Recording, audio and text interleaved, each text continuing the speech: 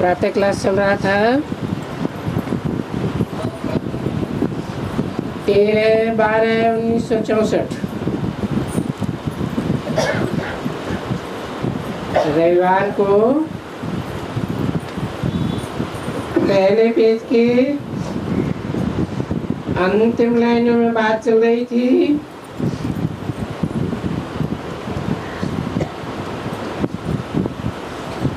मनुष्यों को तो कोई भी परमात्मा नहीं मानेंगे।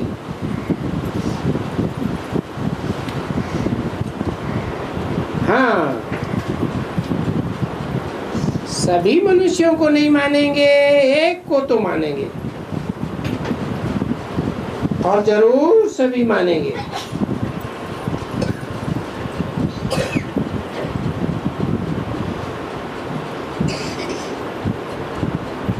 क्योंकि जब राम कहा जाता है तो बुद्धि परमात्मा की तरफ जाएगी और कोई की तरफ तो नहीं जाएगी। जो कहने है आत्मा सो परमात्मा, तो कोई एक आत्मा की बात है, ऐसे नहीं कि सभी आत्माएं सो परमात्मा परम पाठधारी। तो तुम बच्चों की बुद्धि में तरस है, कैसे भी करके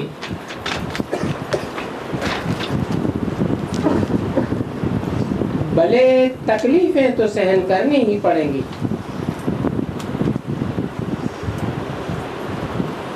13/12/64 की वाणी का दूसरा पेज।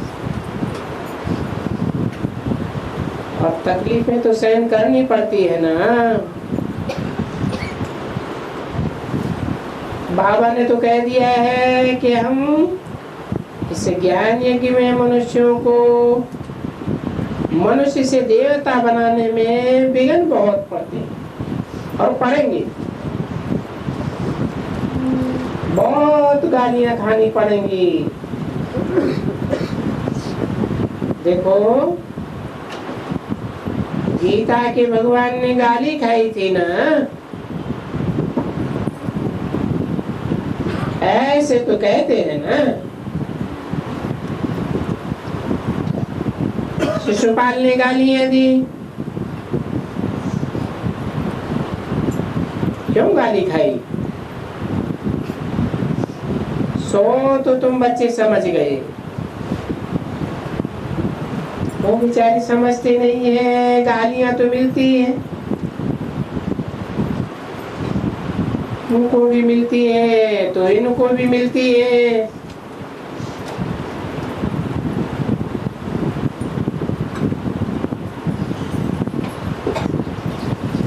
तुमको माना, इनको माना, इनको माना ब्रह्मा को।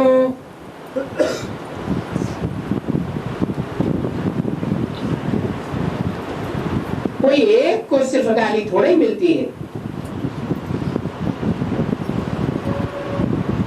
ऐसे भी कहा जाता है जिस मनुष्य को बहुत गालियां मिलती हैं उनको कहते हैं तुमने शायद चौथ का चंद्रमा देखा होगा।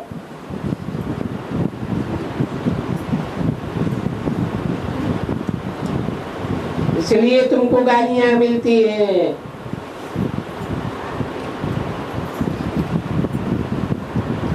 कृष्ण को तो गाली नहीं मिली थी। तो ये सभी दंत कथाएं हैं, फालतू बात है। अभी तुम बच्चों की बुद्धि में बैठ गया है कि इस दुनिया में जो कुछ भी ज्ञान वगैरह है, कितने मनुष्य क्या खाते हैं? गंध खाते हैं।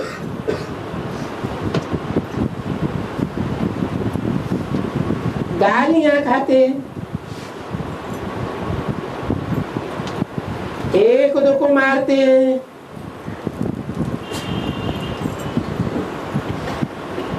गाय बैल क्या क्या खाते रहते हैं।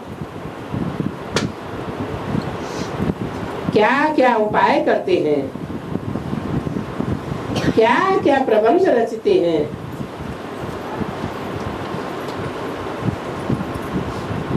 कैसे कैसे स्टीमर में भर के ले जाते। बाबा ने आकर इन सब बातों से तुम बच्चों को छुड़ा ही दिया। बोला इन सब बातों का तुम कुछ भी ख्याल नहीं करो। देखते हो ना, बहुत मारा मारी, लड़ाइयाँ, झगड़ा, दुनिया में क्या क्या लगा हुआ। बात मत पूछो। अभी तुम्हारे लिए कितना सहज कर दिया है। बोलते हैं तुम बच्चों को तो कुछ भी नहीं करना है, तुम बच्चे सिर्फ मुझे याद करो।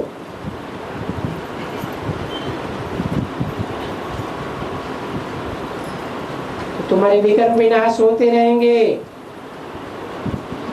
और सबको सिर्फ एक ही बात समझाओ कि अरे भाई भगवान तो है ना, वो जरूर रचयिता बाप है ना। तो बाप ही कहते हैं फादर सोज सन। सोज माना ये कहते हैं बच्चे अभी तुम अपने शांति धाम को याद करो और सुख धाम को याद करो।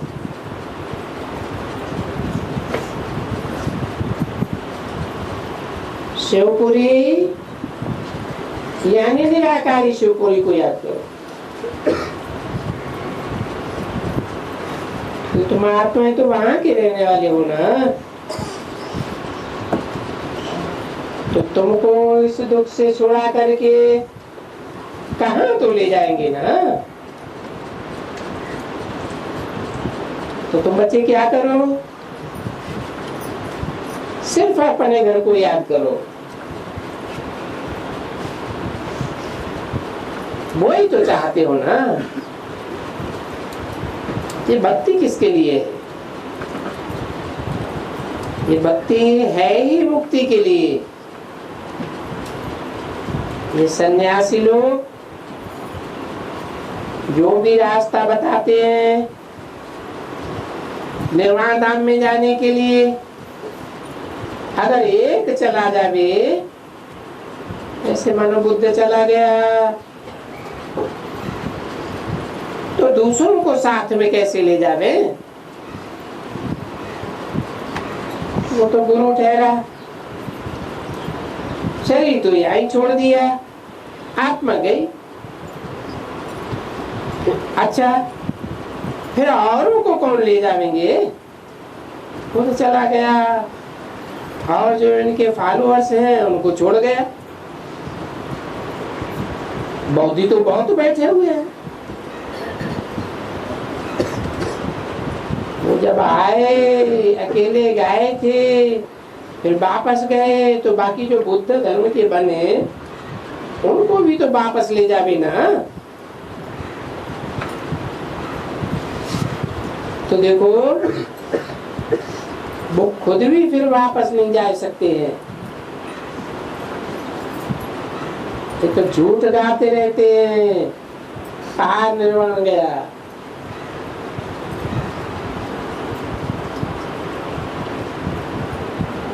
और ये भी गाते हैं कि मैसेंजर से पैगंबर, इन सब का लाश अभी यहाँ ही है। और विवेक भी कहता है, बुद्धि भी कहती है कि लाश में है यानी शरीर में है, यही सब है। तो खग्गियां मारते रहते हैं, उनकी महिमा करते रहते हैं। वो आया परंतु क्या दे करके गया? अच्छा, बड़ा वो धर्म स्थापन करने आया, तो चला गया। बाकी क्या? जाने के लिए तो ये बेचारे मत्था मारते रहते हैं, जप तप दान पुण्य तीर्थ वगैरह वगैरह। उसने तो ये नहीं सिखलाया था। अगर उसने ये सिखलाया होता तो फिर साथ में भी ले जाते। बाप कहते हैं मैं तुम बच्चों को सिखलाता हूँ तो मैं सबको वापस ले जाता हूँ, आया हुआ हूँ, आता ही हूँ सबको सदगति देने, गति देने। ऐसा कोई दूसरा तो नहीं है जो सबको देवे और फिर निशानियां बनाते हैं, पूरा देते हैं। देखो सत्युग जब होता है तब तो बरोबर जीवन मुक्ति हो, वहाँ एक ही धर्म है और उसको स्वर्ग कहा जाता है।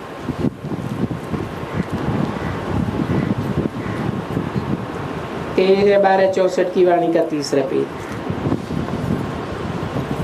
बाकी इन सभी आत्माओं को वापस कौन ले गया? कोई भी गाइड होगा तो बोलते हैं देखो हम दुख से लिबरेट भी करते हैं और गाइड भी बनते हैं। बच्चों को ये समझाना तो है, क्योंकि ये भी तो जो अच्छी तरह से समझेंगे उनका झाड़ स्थापन होता है।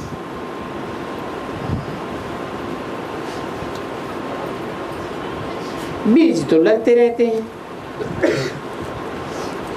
इसमें तो कोई शक नहीं है। बच्चियां पुरुषार्थ बहुत करती हैं, बीज लगाते रहते हैं। जैसे कि तुम माली हो गए, सब बीज लगाते हैं। मम्मा बाबा बच्चे सब बीज लगाते हैं, क्योंकि सिखलाने वाला बड़ा माली है। तो बीज कैसे लगाओ? उनको तो कहा जाता है बागवान, वो आ करके सिखलाते हैं। जानते हैं सभी तो सिखलाते हैं ना, नहीं तो कैसे सिखलावेंगे? तुम भी सिखलाते हो कि बीज कैसे लगाते हैं, बरोबर तुम ज्ञान दे करके बीज बोते हो, फिर वो बरोबर होते भी हैं, थोड़ा बड़े होते हैं, फिर तूफान तो लगते ही हैं। अच्छे अच्छे बड़े बड़े, कभी हल्का तूफान, कभी भारी तूफान, हर एक को इंडिविजुअली तूफान तो लगता ही है। और वो तूफान तो सबको लग पड़ते हैं। यहाँ ऐसे ये नहीं होता है, ये इंडिविजुअली लगता है। इंडिविजुअली हर एक को अपना अपना किसी न किसी प्रकार का माया का तूफान लगता है। किसी न किसी प्रकार का जो तूफान लगता है, तो तूफान से बचाने वाले को पूछना चाहिए, क्योंकि विघ्न पड़ेंगे उनको ही तूफान कहा जाता है। और है ये सब माया के विघ्न, उनको ही अपन तूफान कहते हैं। अच्छा, तूफान लगता है तो भी फिर बाप से पूछना चाहिए कि बाबा ये जो तूफान लगते हैं उनके लिए भला हमको क्या करना चाहिए? ये तो सर्जन भी हुआ, राय देने वाला भी है, श्रीमत भी देने वाला हुआ, तो फट से पूछना चाहिए, तो उनको समझाए देंगे कि भाई तूफान तो आकर के जरूर लगेंगे, भला कुछ तो जरूर होगा ना। ऐसे थोड़े ही सब छोड़ देंगे, सब तो नहीं छोड़ेंगे। ये है विकारों की तूफान। उसमें पहले नंबर तूफान है देह अभिमान का। इस देह अभिमान की तुम्हें बहुत समय की हेर पड़ गई है, तो क्यों नहीं अपन को आत्मा समझते हो कि मैं आत्मा तो अविनाशी हूं और ये शरीर तो विनाशी है। मैं तो अभी बाबा से वर्षा लेने वाला हूं,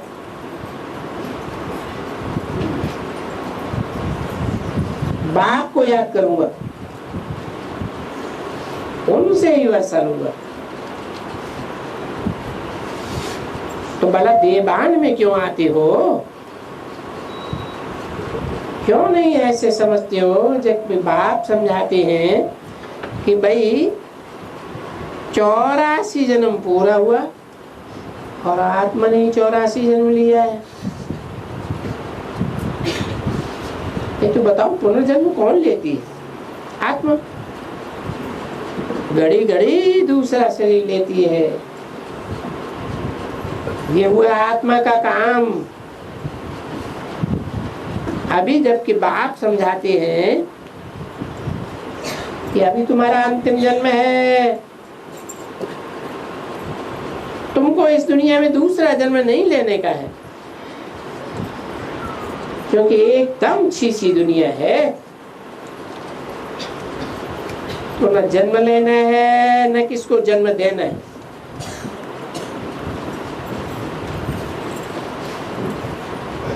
बहुत बच्चों से पूछते हैं फिर सृष्टि कैसे वृद्धि को होगी। अरे इस समय जो भी बच्चे पैदा होते हैं तो वो होते ही है पापात्मय, भ्रष्टाचारी। तो भ्रष्टाचार का ही जाता है विकार में जाने को। जब से भ्रष्टाचारी विकारी बने हैं तब से तो ये गिरते ही आए हैं ना। भ्रष्टाचारी बनने की रस्म रिवाज कहाँ से आई? ये रावण से आई।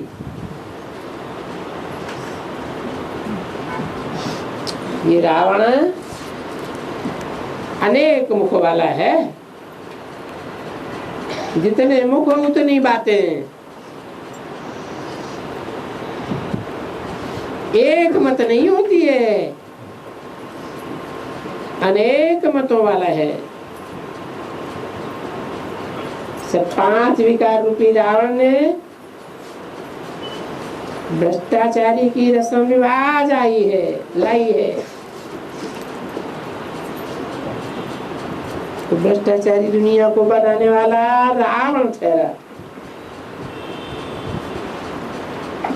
उन्होंने सबको भ्रष्टाचारी बनाई दिया।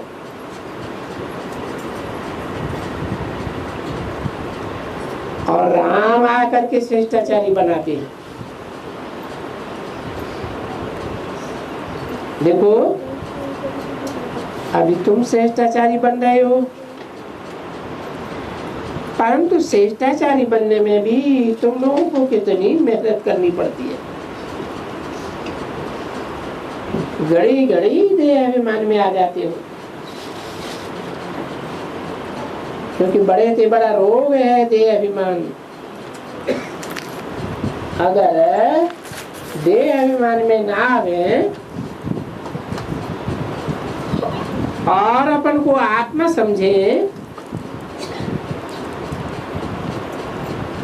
बड़े धंधा दौरी करते ये तो समझते हैं ना।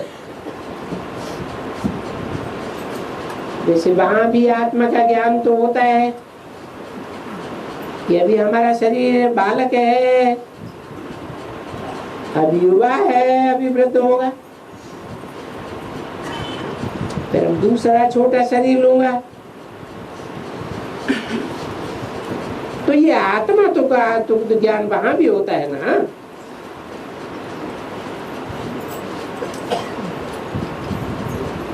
तेरे 1264 की वाणी का चौथा पेज, चौथी लाइन। इस दुनिया में तो बिल्कुल आत्मा का ज्ञान नहीं है। देह अभिमानी, देह अभिमान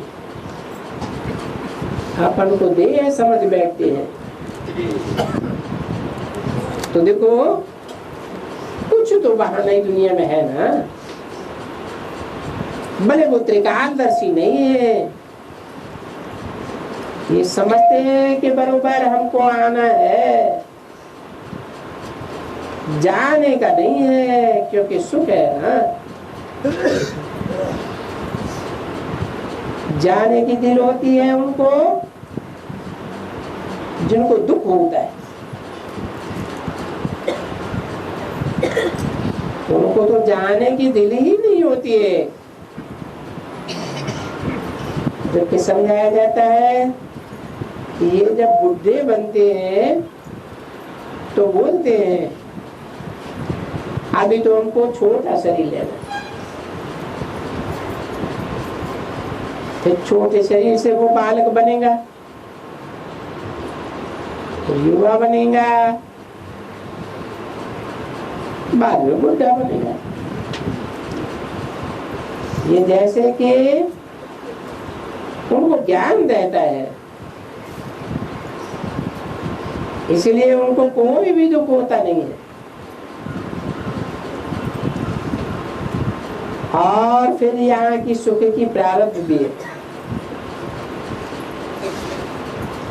बाकी आत्मा का ज्ञान जरूर होगा, नहीं तो भला शरीर कैसे छोड़ेंगे। अच्छा, यहाँ भी तो आत्मा का ज्ञान सभी को है। ये जो भी ऋषि मुनि आदि हैं, भले अपन को आत्मा के बदले में परमात्मा कह देते हैं कि मैं आत्मा भी जाकर के परमात्मा में लीन होता हूँ। भले उनमें ज्ञान है ये, तो भी मैं आत्मा हूँ ये ज्ञान तो रहता है। तो उसको देह अभिमान तो नहीं कहेंगे, वो भी तो ज्ञान है। फिर चाहे आत्मा अपन को कहे चाहे वो, बाकी हाँ इतना जरूर है कि उनको ये मालूम नहीं है कि हम वापस जा नहीं सकते। हम यहाँ फिर भी जरूर जन्म लेंगे। और ये भी तो ज्ञान सबको होता है कि शरीर छोड़ करके बच्चा जरूर बनूंगा, फिर जवान शरीर छोड़े चाहे बुढ़ा छोड़े, चाहे एकदम छोटा बच्चा भी हो वो शरीर छोड़े। तो सब कोई समझते हैं ये शरीर छोड़ जाकर के दूसरा जन्म लिया, तो पुनर्जन्म तो सभी मानेंगे। और फिर जब शरीर छोड़ते हैं तब भी कह देते हैं कि भाई ये कर्मों का हिसाब किताब है। समझा ना? यहाँ सभी कर्म तो कूदते रहते हैं ना। तो जब रावण का राज्य होता है तो फिर वो कहेंगे माया का राज्य। तो कर्म बनते हैं उनके जिनके विकर्म बनते हैं। कर्म जो विकर्म बनता रहता है उनको कूटते रहते हैं, बोलते रहते हैं। बच्चे तो जानते हैं कि वहाँ कर्म कभी भी कर्म होता ही नहीं है। जो कूटना पड़े। वहां विकर्म क्यों नहीं होता है? क्योंकि वहां आत्मिक स्मृति रहती है। देवान में आने से विकर्म बनते हैं। तो बच्चों को भला ये निश्चय होवे कि बरोबर अभी हम छोटे बड़े जो भी है सभी मच्छरों के मुआफिक वापस जाने वाले। मच्छरों के मुआफिक क्यों कहा है?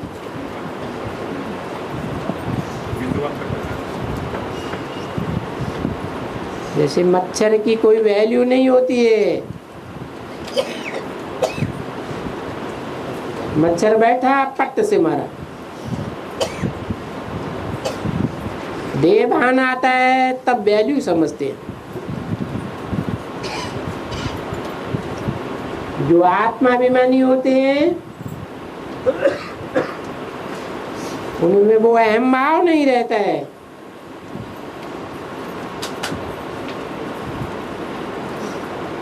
देखते हो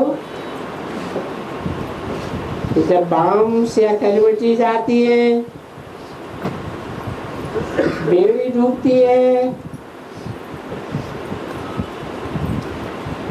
रेल है टकराती है, या फलाने फलाने जो भी एक्सीडेंट होते हैं, छोटे बच्चे बड़े बच्चे सब खलास हो जाते हैं। अच्छा, ये भी तो बच्चों को मालूम है कि ये जो बॉम्ब्स हैं उनकी ट्रायल भी हुई है और होती रहेगी, अभी और भी होगी। कि जब कहाँ हमको गुस्सा आएगा तो एक दो को ठोक देंगे।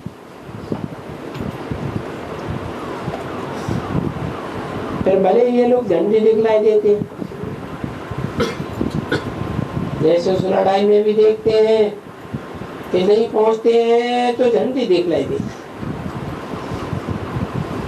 तो इसमें भी जब देखेंगे फिर इनकी बॉम्ब्स पावरफुल है तो फिर झंडे दिखलाई देंगे। जैसे जापान ने झंडी दिखलाई दी,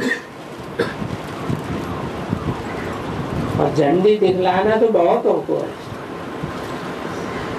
झंडी दिखलाना बहुत सहज भी है, और ये लोग आपस में झगड़ते भी हैं कि किस चीज की बड़ी पावर है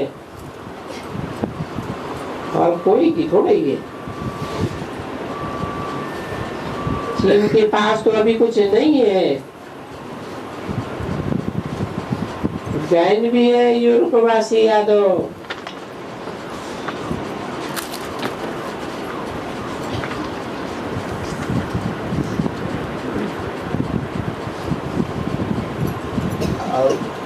फिर भले हम सब कहेंगे कि यूरोपवासी, जो भी सब धर्म वाले हैं उनको यूरोपवासी ही तो कहेंगे।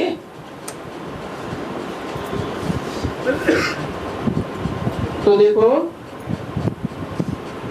ये यूरोपवासी फिर भी बॉम्ब्स बनाते रहते हैं। ये भारत एक जगह में है, बाकी तीन तरफ तो जो और खंड हैं जिसको सब लोग एशिया खंड कहते हैं,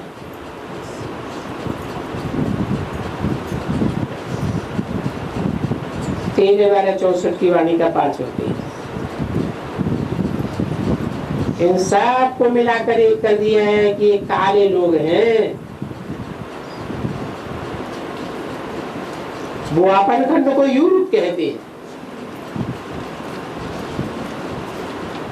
अपने खंड के लिए तो उनको बहुत ही प्यार है।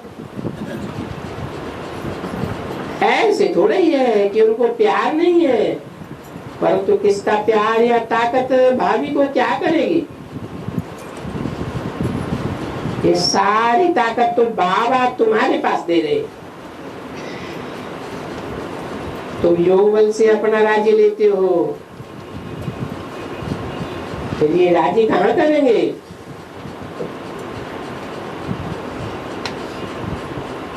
इसलिए विनाश लिखा हुआ है।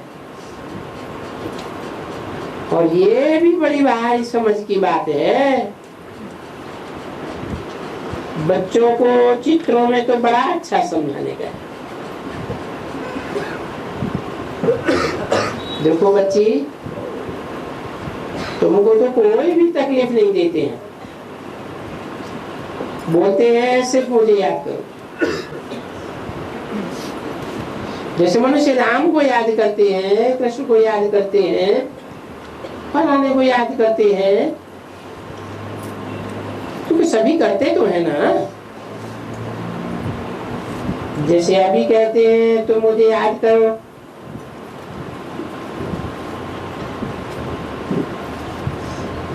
अपने शरीर का देहभान छोड़ो।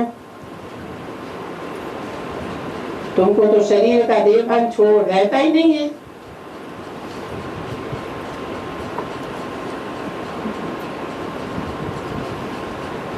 वो कोई मैं को आत्मा थोड़े ही समझते हैं। वो मैं कहते हैं तो अपन नाम रूप को ले लेते हैं, उसको कहा जाता है देह अभिमान। पूछते हैं अभी किसको याद करते हो? मैं राम को याद करता हूँ, कृष्ण को याद करता हूँ, या अपने गुरु को बोलता हूँ, याद करता हूँ। तो मैं जब कहते हैं तो कोई ऐसे थोड़े ही कहते हैं कि मैं आत्मा उनको याद करता हूँ। तो उनको समझाया जाए कि तुम आत्मा तो हो, अपने आत्मा के बाप को क्यों नहीं याद करते हो?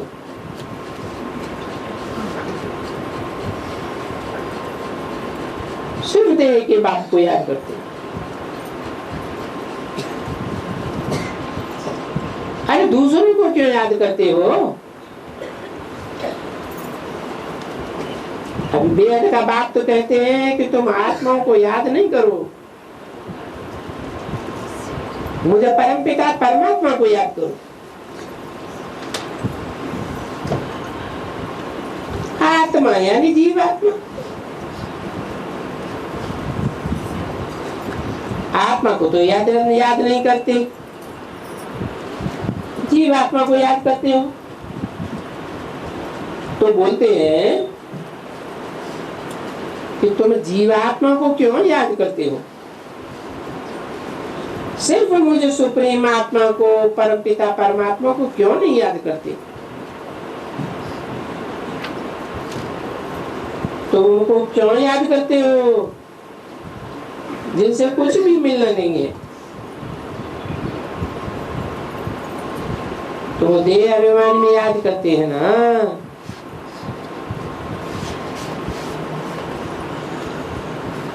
तुम्हारा देह अभिमान जो अभी तक चला आता है, अभी देही अभिमानी बनते हो।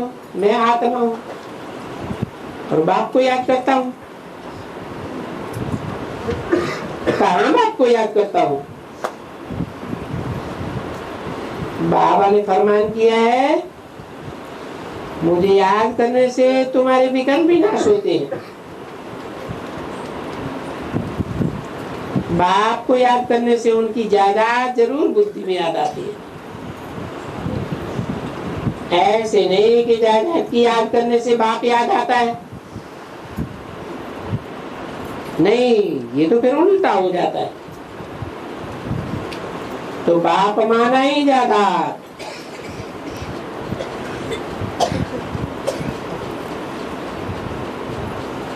परमपिता परमात्मा को याद करो तो ये जायदाद मुक्ति धाम, निर्वाण धाम।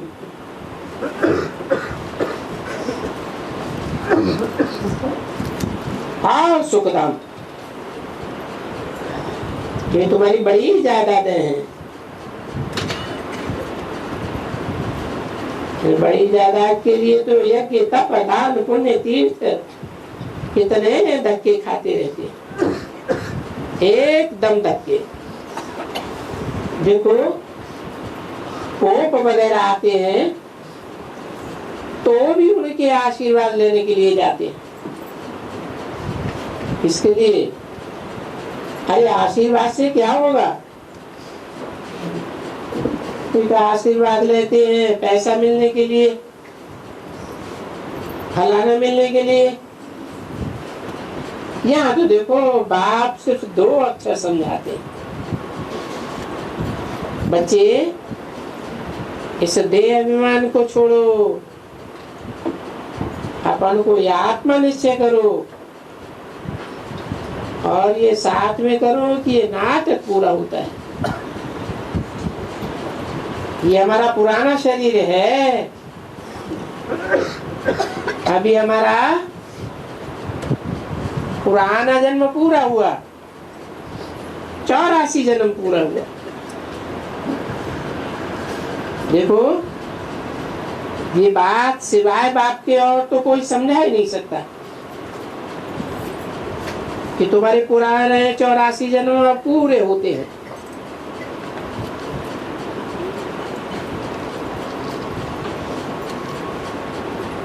सहज थे सहज करके बतलाते हैं, परंतु वो श्रीमत पर चलते नहीं। बोलते हैं तुम क्यों दे अभिमानी में आते हो घड़ी घड़ी।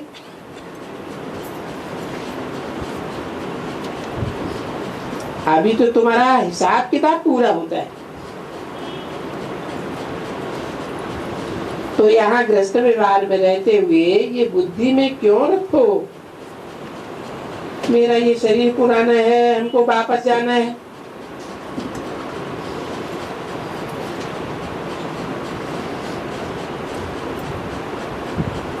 जैसे नाटक पूरा होता है तो 15 मिनट आधा घंटा थोड़ी पिछाड़ी की सीन होती है ना,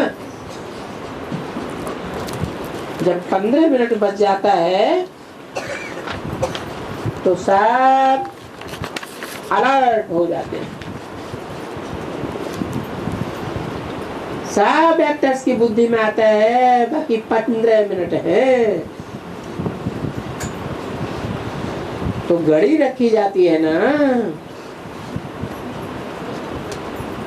13-12-64 की वाणी का छठा पेज।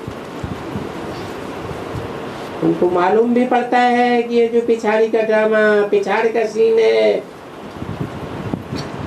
ये पूरी हो करके और हम अपना ये शरीर रूपी कपड़ा छोड़ करके घर चले जाएंगे। तुम बच्चों को भी याद मालूम है कि बाकी अब घड़ी कितनी बची है, तुमको ये शरीर छोड़ करके वापस जाना है और सबको जाना है, क्योंकि सब आत्माओं को अपने घर तो जाना ही होगा। कोई नाटक में थोड़े ही बैठे रहते हैं, सब घर चले जाते हैं। तो बाप भी बोलते हैं मैं भी तो फिर घर चला जाता हूं ना, यहाँ इस दुनिया में सर्विस करने के लिए आता हूं।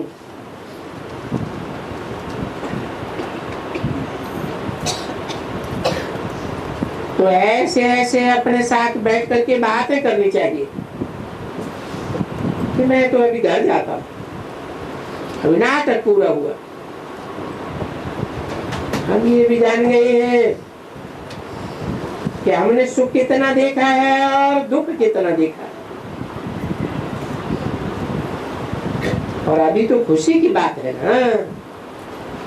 बाबा आया हुआ है, बाबा कहते हैं आप मुझे याद करो, और देश है सब जो भी दुनिया में जो भी क्या क्या हो रहा है फिर सबको भूल जाओ। पुरानी दुनिया में क्या क्या है वो भी तो समझते हो ना। समझते हो कि ये सभी खत्म हो जाने वाला है। हाँ, ये हमारा शरीर भी खत्म हो जाएगा। अभी तो वापस जाना है, नाटक पूरा हुआ। तो ये बात हम सबको समझा रहे, क्योंकि ये कोई भी बेचारे जानते नहीं है कि नाटक पूरा हुआ। ये तो बोलते हैं अभी तो कलयुग का ये सीन 40,000 वर्ष चलेगा। इसको कहा जाता है घोर अंधेरा। और ऐसे अंधेरे भी क्यों है? क्यों है? क्योंकि ज्ञान सूर्य बाप का परिचय नहीं है। सूर्य हो तो सोजरे में हो, तो कहते हैं ज्ञान और अज्ञान। ज्ञान माना ही जानकारी किसकी है? किसकी जानकारी? बाप की जानकारी माने जानकारी। जानते हैं बाप को जाना माना सब को जाना।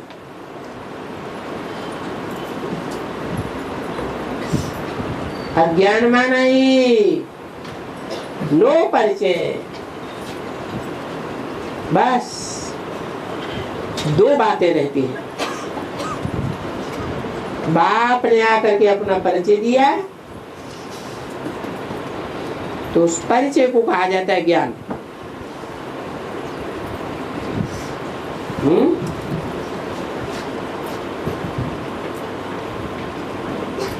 बाप ने आकर के परिचय दिया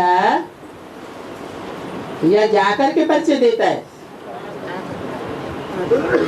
ऐसे तो नहीं कि ब्रह्मा के तन में आता है फिर चला जाता है फिर ज्ञान मिलता रहता है। नहीं, बाप आते हैं, आते ही अपना परिचय देते हैं। और जिसको परिचय नहीं है उसको कहते हैं ज्ञान।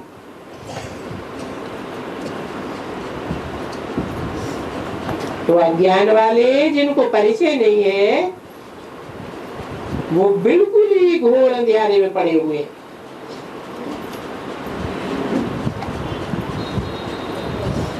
और अब तुमको परिचय मिला है तो तुम नंबरवार पुरुषार्थ अनुसार घोर सोचने में हो।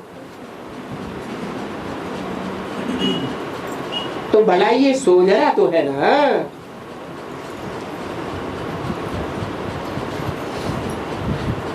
सतयुग को सोजरा कहा जाता है, दिन कहा जाता है। फिर वो दिन राजा हो, प्रजा हो, दास दासियां हो, पर वो सब होंगे तो दिन में ना। ये तो सब समझते हैं कि रात पूरी होने वाली है। जब रात पूरी होती है तो सब वापस चले जाते हैं।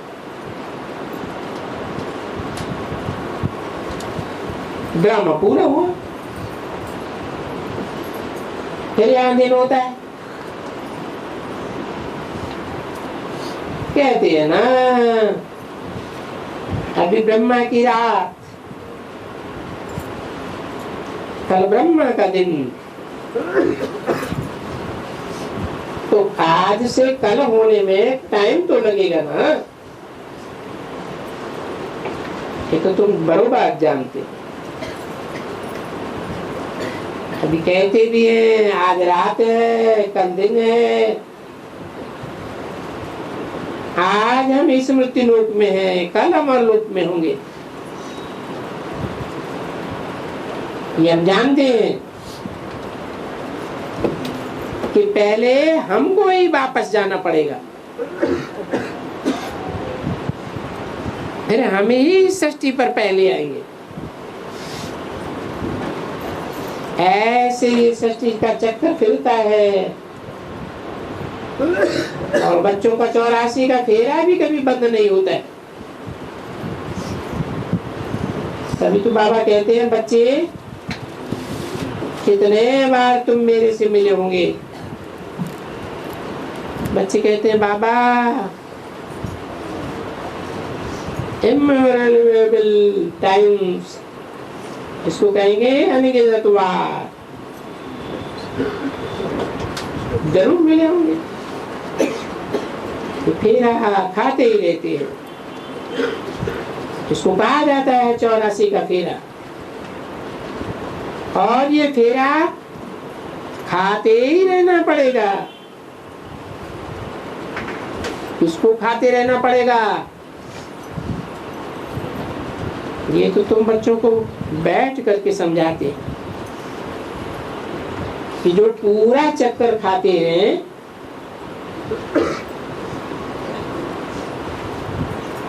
उन्हीं को समझाते हैं, और तो कोई को नहीं समझाते हैं ना।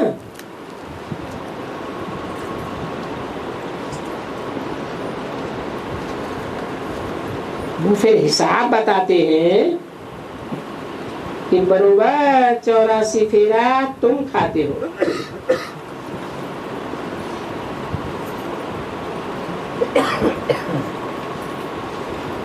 जब तुम्हारा 84 का फेरा पूरा होता है तब नंबरवार सबका फेरा पूरा हो जाता है। तो ऐसा नहीं है कि सबका फेरा 84 का है। इसको ज्ञान कहा जाता है। तुम बच्चों को सोचना मिलता है,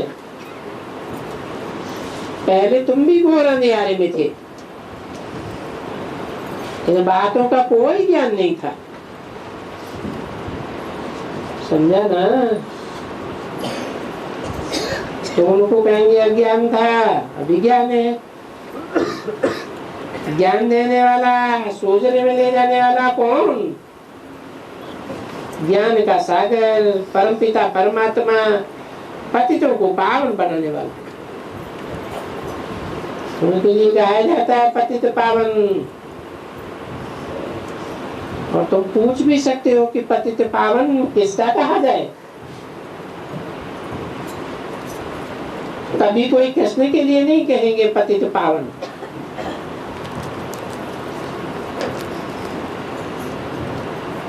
नहीं, पतित पावन राम। फिर राम कौन सा? तो जरूर कहेंगे ये राम जिसको भगवान कहा जाता है।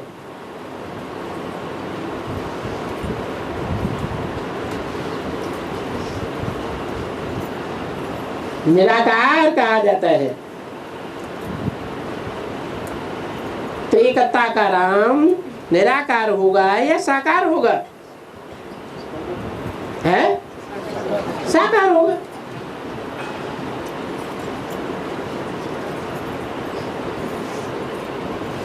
फिर कहा कहते हो रघुपति राघव राजा राम।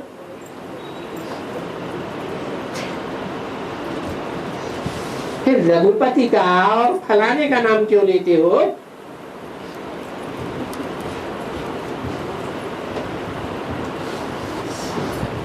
तो जानना चाहिए ना कि सभी आत्माओं का बाप है। तो ये समझाने की युक्तियां रहती है।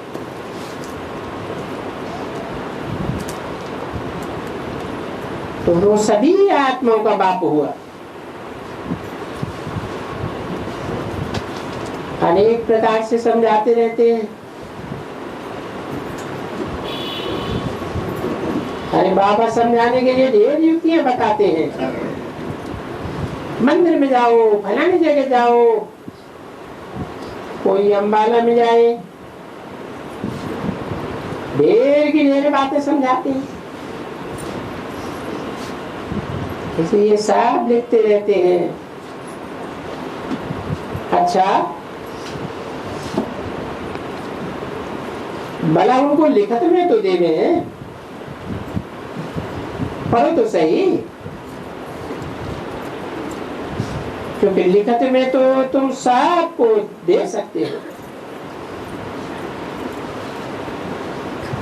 बाकी समझाने में तो हर एक की अपनी अपनी जुबान हो जाती है। कोई की मीठी मीठी बातें, चतुराई, लिखत में तो होता ही है। तो तुम समझाओ, जो तुम समझाओ सो ये समझा, लिख दिया है इनमें। उनको समझाना ये उनके ऊपर है, बाकी ये जो लिखते हैं हम दे रहे हैं दिन प्रतिदिन, उन्नति तो होती रहेगी ना। समझाने के लिए ज्ञान तो अच्छा अच्छा गुण मिलता रहता है तो सब समझने की बात है।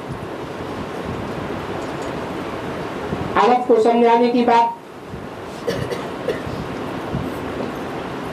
कितना माथा मारना पड़ता है?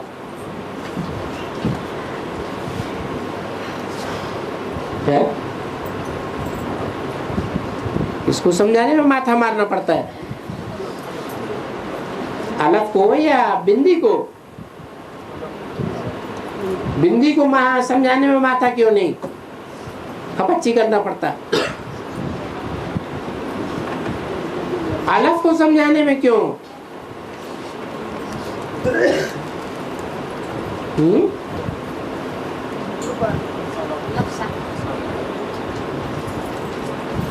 अलग को भूले हुए हैं,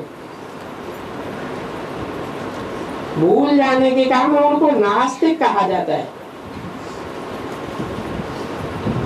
या निर्धन की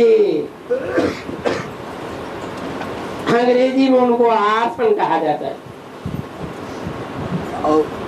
बस एक ही बात।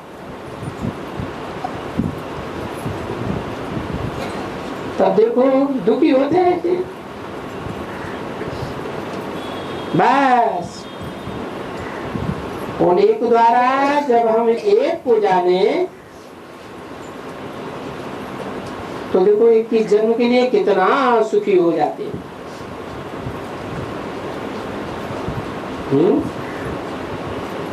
इस एक के द्वारा एक को जाने,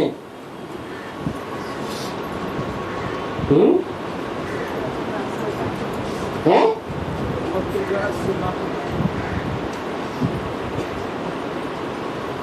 एक के द्वारा, द्वारा माने मीडिया, कोई जरूर मीडिया है जिसके द्वारा जाने। किसको जाने? एक निराकार बाप को जाने। तब क्या होगा? है? एक के द्वारा एक निराकार बाप को जाने तो 21 जन्म सुखी हो जाएंगे। बात देखो कितनी है, एक ही बात, तो उसको कहा जाता है ज्ञान। और वो है अज्ञान। तो बताओ ज्ञान किसका है? परम पिता परमात्मा का। तुमको ज्ञान है कि परमात्मा कहाँ है? वो कहते हैं सर्वव्यापी है। बाबा कहते हैं ये तो सर्वव्यापी का भूत है तुम्हारे अंदर, ये भगवान नहीं है, भूत है। ये राम नहीं है, रावण है। वो बुद्धू लोग उस बड़े आवरण को समझ लेंगे, ये नहीं समझेंगे कि 5 विकारों को कहा जाता है। तो ये सारी बातें समझानी पड़ती है।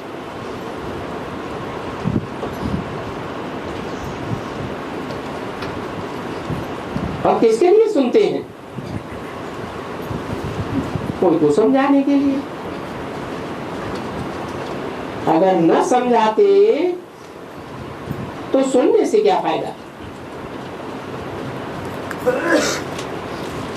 तो एक तो हम ईश्वर की गोद में, ये बड़ा बड़ा भारी नशा रहना चाहिए।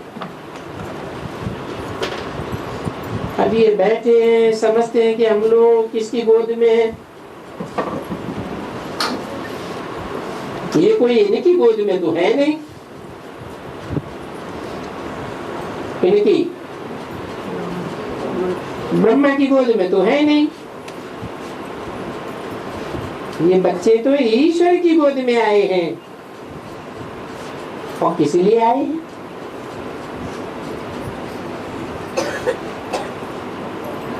कि फिर हम भविष्य में सभी देवताओं की गोद में जाएंगे।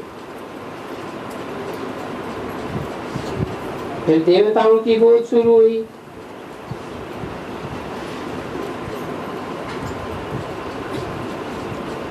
असुरों की गोद, यानी इनमें प्रवेशता है 5 विकारों की। और फिर दैवी गोद मिलेगी, उसमें 5 विकारों की प्रवेशता नहीं है। तो जहां 5 विकारों की प्रवेशता नहीं है वहीं सुख है। तो अभी मिलती है ईश्वरी की गोद।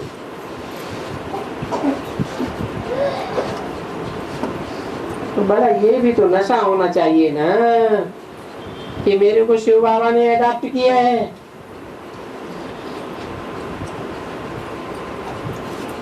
किसको अडॉप्ट किया है? शरीर को या आत्मा को? कहते हैं अभी तुमको मुझे याद करना, इसलिए याद की यात्रा पर तत्पर रहो, तब तुम्हारा विक्रम विनाश होगा। तो तुम जानते तो हो ना कि मेरे से क्या वर्षा मिलेगा। बच्चे कहते हैं हाँ बाबा क्यों नहीं, स्वर्ग का सुख मिलेगा। बाबा कहते हैं स्वर्ग का सुख तो जरूर मिलेगा, जितना तुम याद करेंगे, औरों को कराएंगे, सुनेंगे और सुनाएंगे, उतना ऊंच पद पाएंगे। तुम्हारी ये गीत में भी गारंटी सुनी,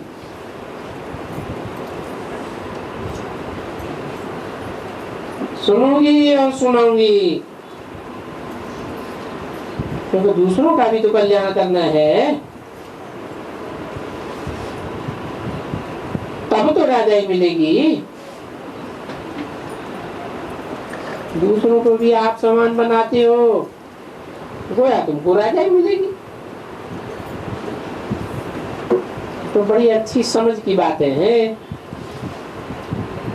तुम जा करके औरों को भी यही समझाओ, शिव बाबा निराकार है, हम भी आत्माएं हैं, हम भी वहां नंगे रहते थे, जैसे बाबा भी वहां सदैव नंगा है। समझा ना? बाबा कभी भी कपड़ा पहन करके पुनर्जन्म नहीं लेते हैं। इस शरीर का कपड़ा है ना, और ये बाबा सिर्फ एक बार आकर के कपड़ा लेते हैं। एक ही अवतार, अवतरण को कहा जाता है रीइंकार्नेशन, यानी फिर से रीइंकार करते हैं। किसमें? अरे इस ब्रह्मा में जिसमें आते हैं, जिसमें भी आते हैं उनका नाम ब्रह्मा रखेंगे, सिवाय इस ब्रह्मा के और किसमें करेंगे?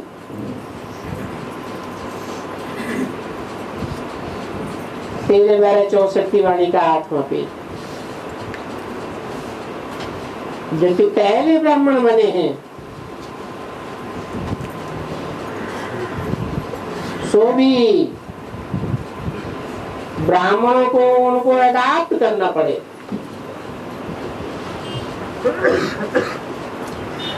अपना बनाए करके नाम रखना पड़े।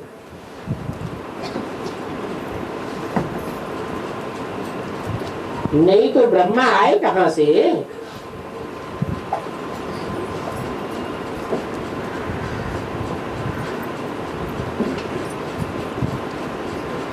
ब्रह्मा कोई किसका नाम वाला नहीं चाहिए।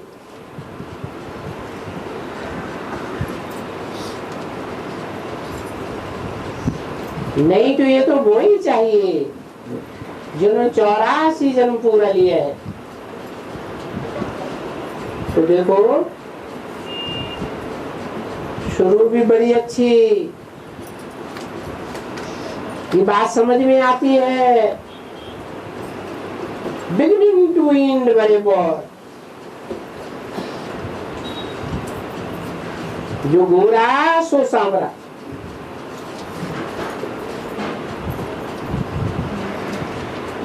बिगिनिंग टू एंड क्या हुआ?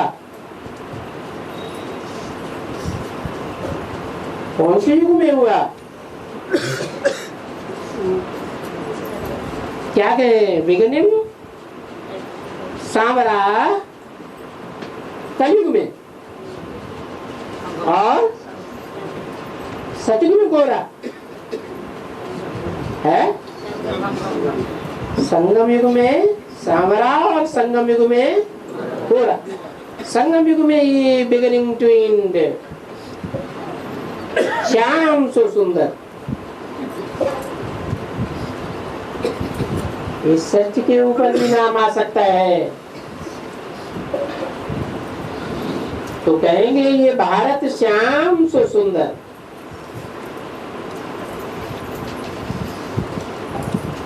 तो भारत का नाम हम श्याम सुंदर रख सकते हैं क्योंकि भारतीय आयरन एज और भारतीय गोल्डन एज, भारतीय पवित्र और भारतीय अपवित्र।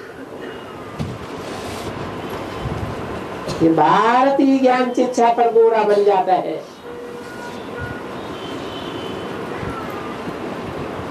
ओम शांति।